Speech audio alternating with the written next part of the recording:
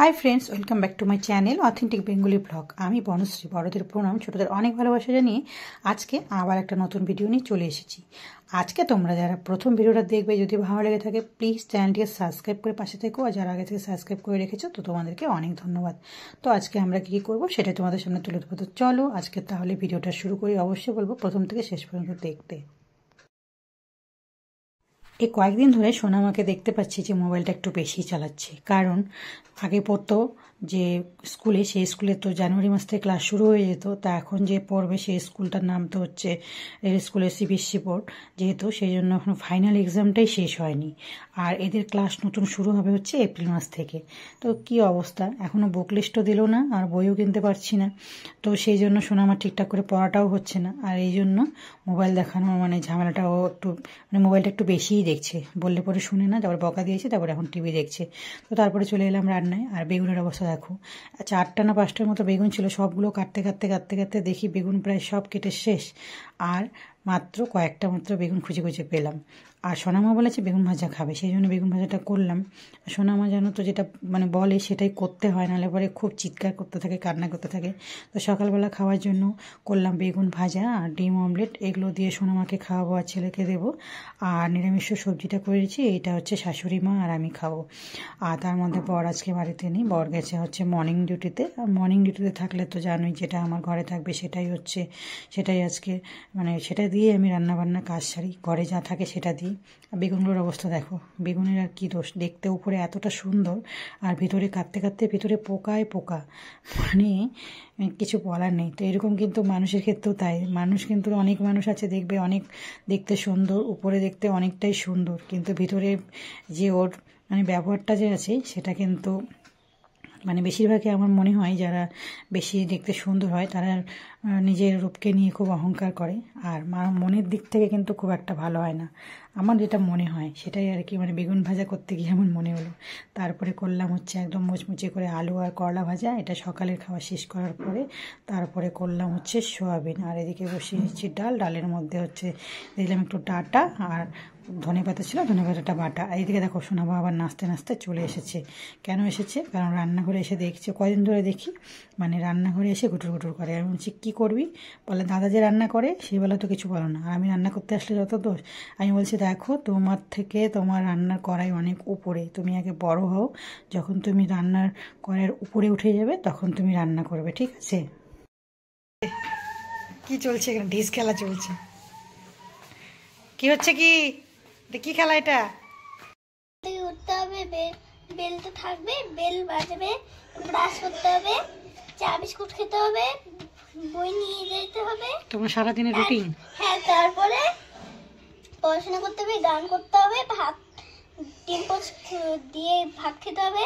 তারপরে বাবা মা আর আমি মিলে স্কুল যাবো।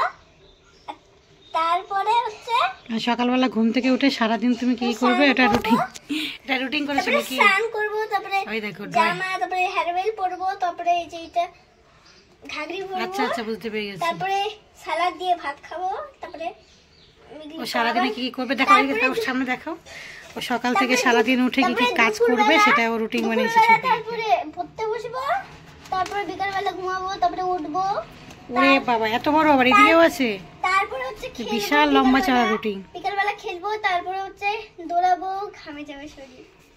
তারপরে হচ্ছে টুপি পরে তারপরে খেলবো, তারপরে এবার ওরে বাবা রে বাবা, তারপরে পড়বো, তারপরে দেখো 2 পেজ জুড়ে ও সারাদিনের রুটিন তৈরি করেছে। খেলতে হয়, তারপরে হচ্ছে হাজুলা খাবো দুদিন মিলে। তারপর রাতে ঘুমেরটা পরে হবে নাকি? ছবিটা রাতে ঘুম, ওষুধ খাই নিব, তাহলে পেটটা আরাম। তারপরে ঘুমো নাকি?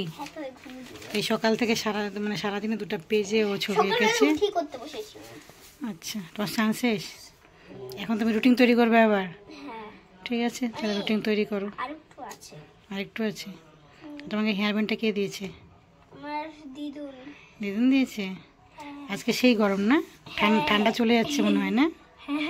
মনে হয় ঠান্ডা চলে যাবে। বাবারে কি গরম।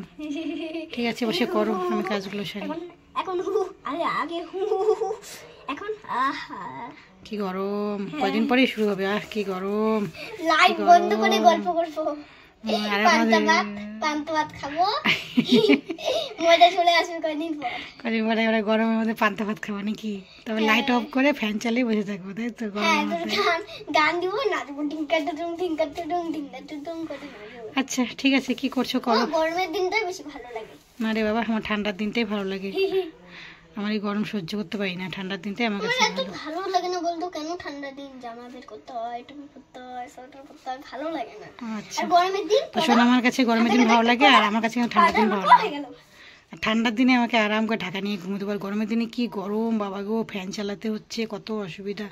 আমার কাছে গরমের দিনটা ওই জন্য ভালোই লাগে না। তারপরে শরীর কেমন করতে থাকে, প্রেশার বেড়ে যায়, তারপরে অনেক কিছু প্রবলেম হয়, এই জন্য আমাকে ভালো লাগে না। আর শোনো, আমার হচ্ছে বলে গরমের দিনটাই ভালো লাগে। মানে শরীরের মধ্যে বেশি কাপড় চোপড় পরতে হয় না, অল্প পরতে হয়, বেশি ঢাকা নিতে চায় না, ঢাকা নিতে একদম পছন্দ করে না। এই জন্যই ওর ঠান্ডার দিনটাই পছন্দ না, গরমের দিনটাই পছন্দ, তাই তো? ঠিক আছে, সবাই টাটা করে দাও, টাটা করে দাও, সবাইকে টাটা করে দাও, টাটা করে দাও। শোনো মা, দেখো তোমার জন্য দাদা, দেখো খাবার নিয়ে এসছে। দাদা বাইরে গেছিলো, তোমার জন্য খাবার নিয়ে এসছে। দেখো দাদা, চিকেন না, এর মধ্যে একটা মিষ্টি জাতীয় খাবার। আগে শোনো, দাদা তোমাকে ভালোবাসে, দেখো বাইরে গেলে তোমার জন্য খাবার নিয়ে আসে, তাই না? হ্যাঁ, তো শোনো দাদা, থ্যাংক ইউ বলে দাও। Thank you. শোনো দা, কি খাচ্ছ? সিঙ্গারা। সিঙ্গারা না তো, সিঙ্গারার সাথে কি? মুড়ি। সিঙ্গারা মুড়ি তোমার ভালো লাগে? এটা তো আমার খাওয়া, সিঙ্গারা মুড়িটা কিন্তু আমার খাওয়া। আর ওর সিঙ্গারা খাওয়া শেষ, এই যে বাটি ফাঁকা, ওর খাওয়া শেষ, এখন আমি খাচ্ছি, এখন আমার সাথে ও খাচ্ছে, তাই না? খাও, স্বাদ হচ্ছে কি খাওয়াটা? খাও। তা এতক্ষণ ধরে তোমরা যে আমার ভিডিওটা দেখেছো, সেই জন্য তোমাদেরকে অনেক ধন্যবাদ আমার ভিডিওটা দেখার জন্য আর আমার পাশে থাকার জন্য।